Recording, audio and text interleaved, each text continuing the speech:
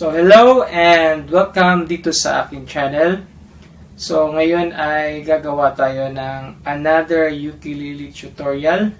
So, this time ay gagawin natin yung kanta ni Bob Marley na Three Little Birds.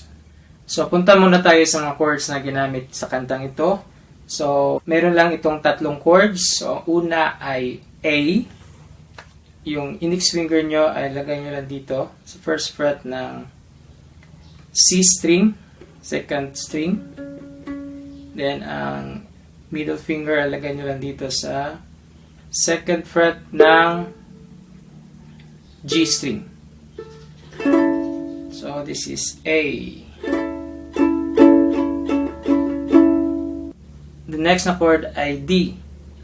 So, D pwedeng gawin ay ganito or ganito.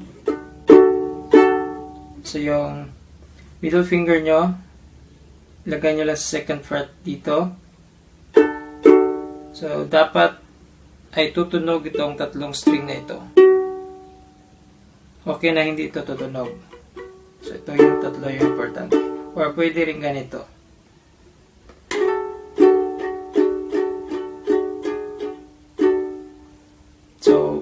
For ukulele, mas mabuti yung ganito kaysa ganito dahil ang fret ng ukulele ay maliit lang. So, kung meron kayong malaking mga daliri ay mahirap.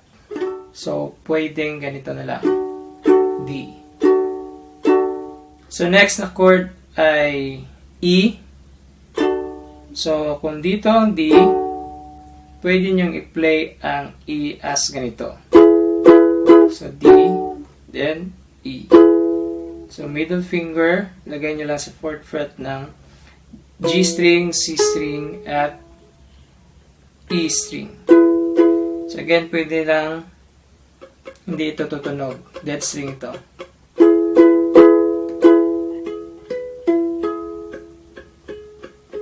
So, punta tayo sa intro.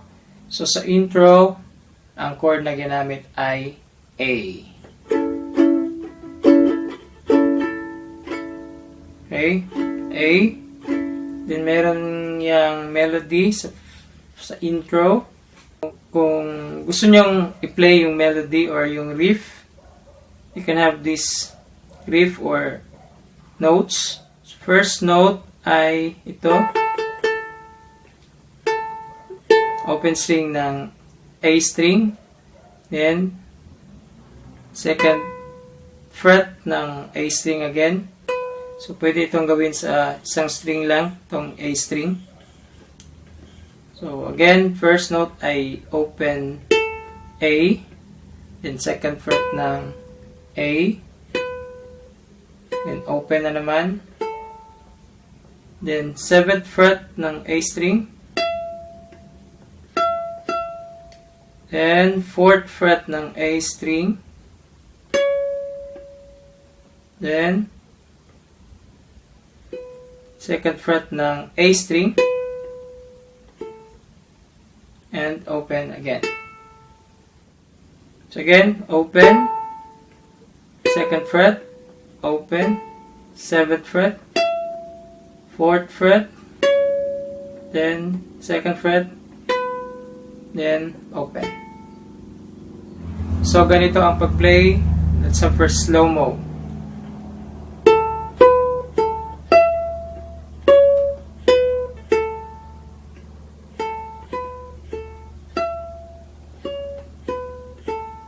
So, ito yung normal speed.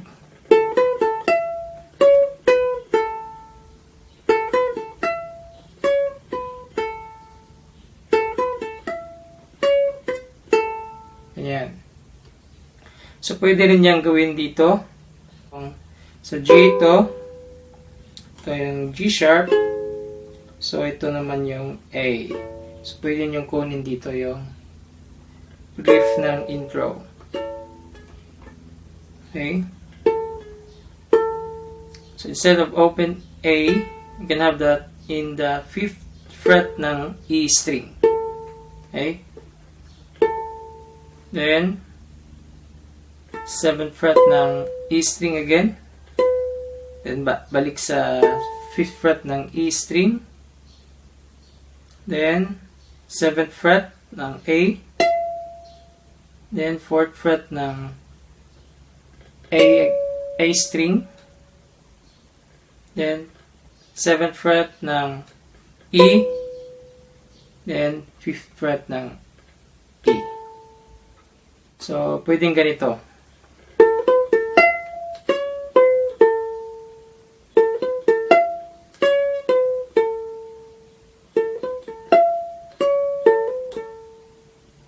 So, sa strumming ay sundan nyo lang itong gagawin ko. Pwede nyo i-play in slow speed para masundan nyo ang strumming.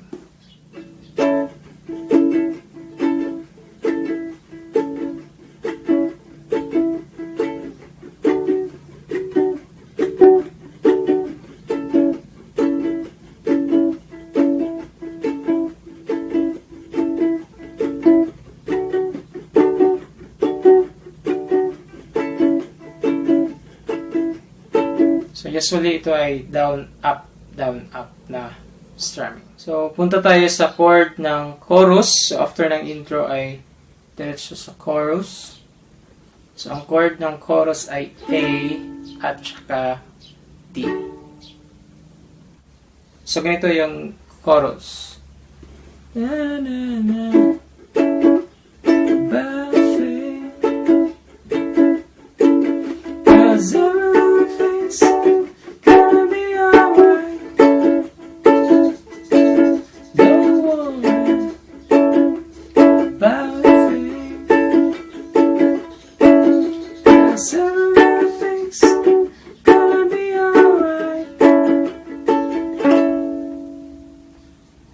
Then sa first chord ay A, then followed by E. Then next, balik sa A. Then D. Then A. Then E. Then D.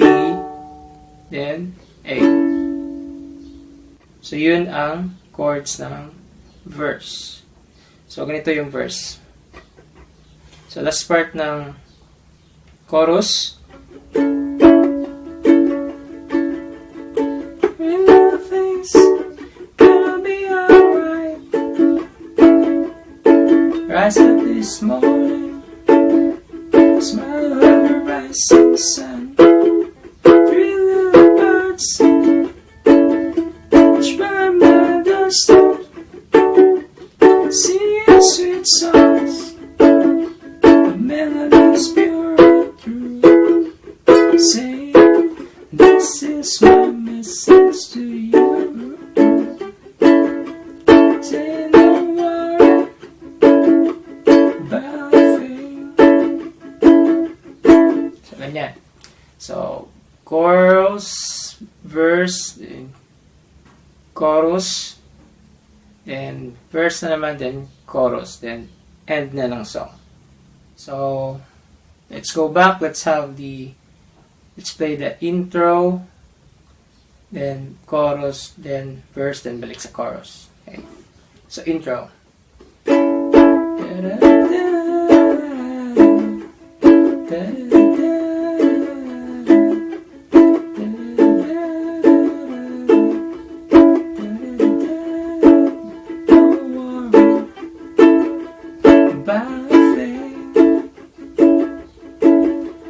Every little thing's gonna be alright. Don't worry about a thing. 'Cause every little thing's gonna be alright. Rise up this morning, smile on the rising sun. Three little birds by my doorsteps, singing sweet songs, melodies pure and true, saying, this is my message to you, saying, don't worry